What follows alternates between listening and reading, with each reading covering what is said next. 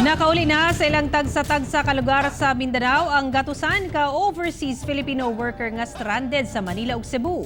Atong sayro ng detalye nini pinagi sa live report ni Cyril Chavez. Cyril. Sara, gawas sa mga OFW lakibsab ang pipila ka mga residente sa Cagayan de Oro City nga na-stranded sa Manila ug Cebu ang nakauli na. Gipailawom gilayon sila sa mandatory 14-day quarantine. Ana sa 111 ka mga individual ang natabangan karon sa LGU sa Cagayan de Oro nga makauli sa ilang mga tagsa-tagsa ka mga lugar human ma-stranded sa Manila ug Cebu dihang naabtan sa lockdown.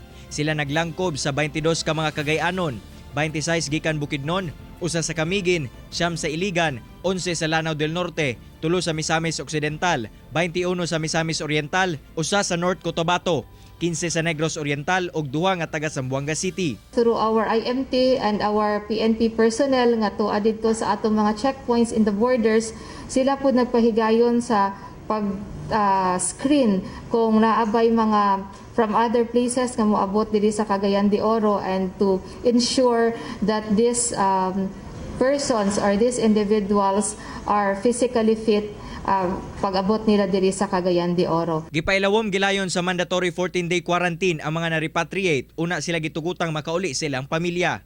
Gipasalig sab sa LGU ug health officials nga ipatuman ang health safety measures aron masiguro nga luwas ang syudad sa bisan unsang sakit. Now, isa po tayo sa nag-check ng lahat ng mga documents nila prior to coming here para dapat na-check na po sila lahat. May medical certificate na po sila and clearance from the point of origin.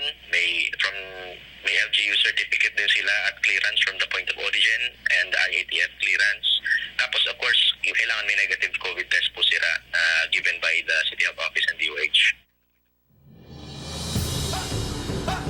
Sara, padayon sab ang paningkamot karon sa LGU aron tanang Cagayanon nga na-stranded sa nagkadiyang lugar sa nasod makauli na.